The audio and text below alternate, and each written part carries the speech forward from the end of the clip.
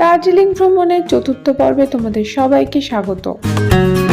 প্রায় ৬,৫০০ ফিট ওপরে অবস্থিত এই রঙ্গিত টি গার্ডেন দার্জিলিং রোপওয়ের খুব কাছেই অবস্থিত।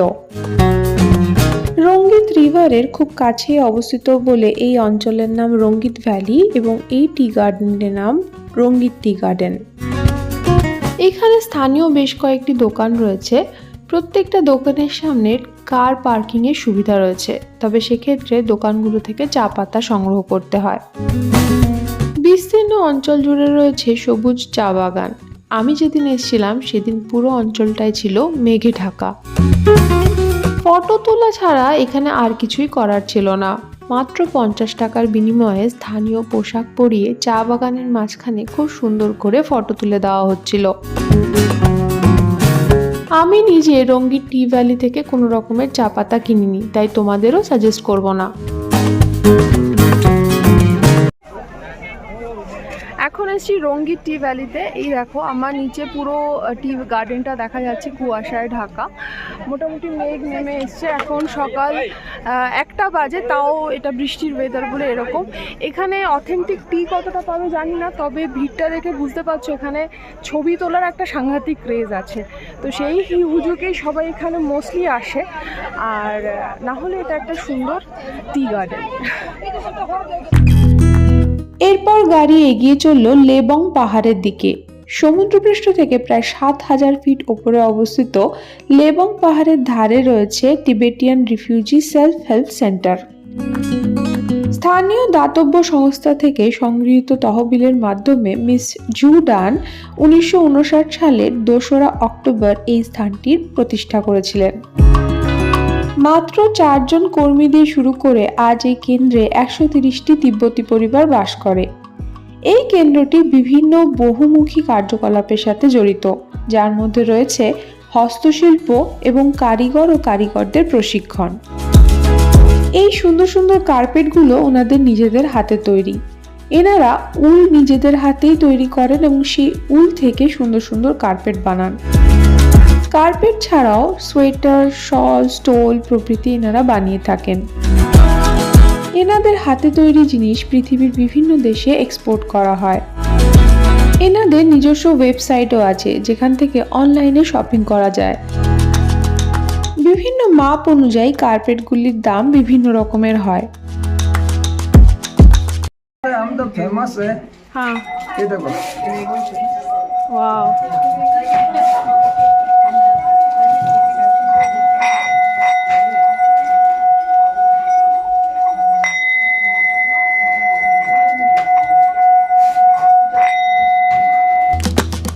এরকম বিভিন্ন ঘর সাজাবার জিনিস এখানে ন্যায্য মূল্যে পাওয়া যাচ্ছিল। লেবং পাহাড়ের কাছে অবস্থিত এই স্থানটি স্থানীয়ভাবে হারমিটেজ নামে পরিচিত, যেটি প্রাথমিকভাবে তিব্বতী শরণার্থীদের জরুরি ত্রাণ সরবরাহ করত। দলাই লামা তিব্বত থেকে পালিয়ে আসার সময় বেশ কিছু সংখ্যক তিব্বেতিয়ান বিপজ্জনক হিমালয় অতিক্রম করে ভারতবর্ষে এসে প্রবেশ করেন। তারই একটি অংশ এখানে এসে বসতি স্থাপন করেন। এখানে একটি নার্সারি স্কুল, একটি ক্রেচ এবং প্রাথমিক বিদ্যালয়ও রয়েছে। পাহাড়ের উপরে একটু কষ্ট করে উঠে এলে তোমরা দেখতে পাবে এই মনাস্ট্রিটিকে। প্রায় ৫০টির মতো সিঁড়ি অতিক্রম করে তবেই ওঠা যায় এই মনাস্ট্রিতে। সুতরাং হাঁটু ব্যথা বা দমের প্রবলেম থাকলে এই মনাস্ট্রিতে না ওঠাই ভালো। এখন এসছি দার্জিলিংয়ের সব থেকে পুরনো মনাস্ট্রিতে। মনাস্ট্রি দেখা হলে নিচে নেমে এলে তোমরা দেখতে পাবে দুটো ফটো গ্যালারি রয়েছে। এই ছবিগুলোর মাধ্যমে বর্ণনা করা হয়েছে তিবেতিয়ান রিফিউজিরা কিভাবে ভারতে এসে তাদের অস্তিত্ব বজায় রেখে জীবনযাপনের ধারা এগিয়ে নিয়ে গেছিলেন। আমার সাথে দার্জিলিং ঘুরে বেড়াতে তোমাদের কেমন লাগছে অবশ্যই কমেন্ট করে জানিও। ভিডিওটা ভালো লাগলে একটা লাইক করে দিও। ভিডিওগুলো ইনফরমেটিভ মনে হলে বন্ধুদের সাথে শেয়ারও করতে পারো। আর আমার চ্যানেলে নতুন হলে সাবস্ক্রাইব করতে ভুলো না। ফটো এক্সিবিশন হল 1 থেকে বেরিয়ে ঢুকে গেলাম ফটো এক্সিবিশন হল 2-তে। এখানকার ছবিগুলো আরও পুরনো। এখানে তিবেতিয়ান রিফিউজিদের জীবনযাত্রা বর্ণনার সাথে সাথে তিব্বতের আবহাওয়া, তিব্বতের কালচার, তিব্বতের জিওগ্রাফি সম্বন্ধে বিভিন্ন তথ্য লেখা ছিল। এই ঘরটির মাঝ বরাবর রাখা রয়েছে পোটালা প্যালেস, যেটি তিব্বতের লাসাতে অবস্থিত ইউনেস্কো ওয়ার্ল্ড হেরিটেজ সাইট এবং এটি ছিল দলাই লামার বাসস্থান। পাশে একটি টিলার মতো উঁচু জায়গায় ছিল কার্পেট তৈরির কারখানা। এই যে বন্ধ করা জানলা দিয়ে দেখালাম, এরমভাবে এখানে কাজকর্ম হয়। ভেড়ার লোম থেকে এখানে কার্পেট বোনার কাজ হয়। এখন বন্ধ হয়ে আছে, বন্ধ না, আমার মনে হয় লাঞ্চ করতে গেছে। নাহলে এখানে এসে দেখা যায় যে এই যে এখানে হচ্ছে ভেড়ার যে লোম হয় তার থেকে উলের গোলা বানিয়ে রাখা হয়েছে ঘরে বিভিন্ন রঙের।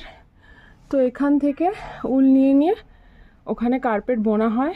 মেশিন রাখা, ওজন মেশিনে ওজনও করে নেওয়া হয়। লাঞ্চ ব্রেকের জন্য বাইরে থেকে দেখেই সন্তুষ্ট থাকতে হলো। এরপর আমাদের গাড়ি ছুটে চললো হোটেলের দিকে।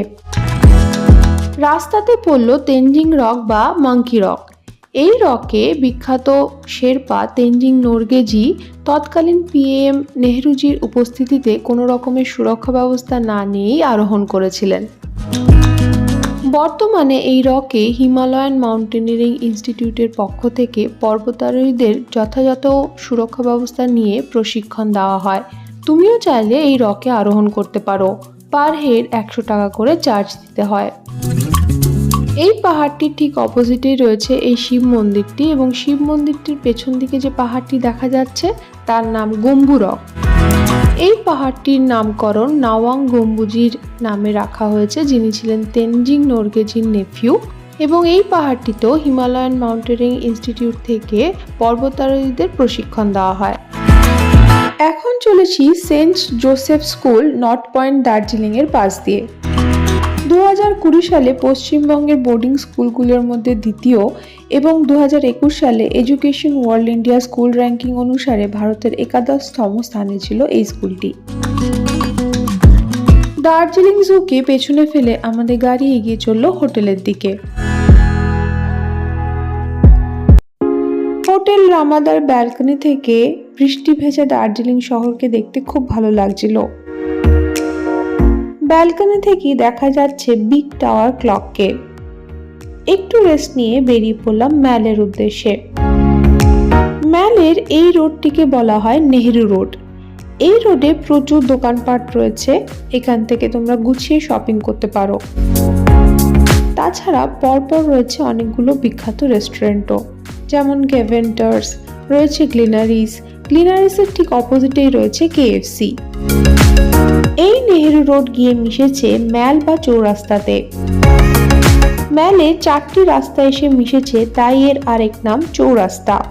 একদিক থেকে গেছে নেহেরু রোড, একদিক থেকে এসেছে জাকির হুসেন রোড বা আস্তাবল রোড, আর বাকি দুই দিক থেকে এসেছে অবজারভেটরি হিলকে ঘিরে রাখা রোডটি। গোল্ডেন টিপস চায়ের দোকান থেকেই বরাবর বাড়ির জন্য চা পাতা কিনে থাকি। দাঁড়িয়ে আছি দার্জিলিং ম্যাল রোডে। ভীষণ সুন্দর একটা ওয়েদার, ভীষণ আর এত লোকজন যে অন্যই একটা ভাইব। গরমকালে এই হালকা ঠান্ডাটা পাহাড়ের ভীষণ ভালো লাগছে। এটা হচ্ছে আস্তাবল রোড। এখানে মার্কেট স্পট বলতে পারো, দামটা তুলনামূলকভাবে একটু কম। এই আস্তাবলগুলোর জন্য এই রোডটার নাম হচ্ছে আস্তাবল রোড। ম্যাল থেকে জাস্ট ভেতরে এলেই এই রোডটা পাওয়া যায়। নেহেরু রোডের সাথে প্যারালালি গেছে এই জাকির হোসেন রোডটি বা আস্তাবল রোড। এই রোডের মধ্যে যে দোকানপাটগুলি আছে সেখানে জিনিসপত্রের দাম তুলনামূলকভাবে নেহেরু রোডের থেকে কম।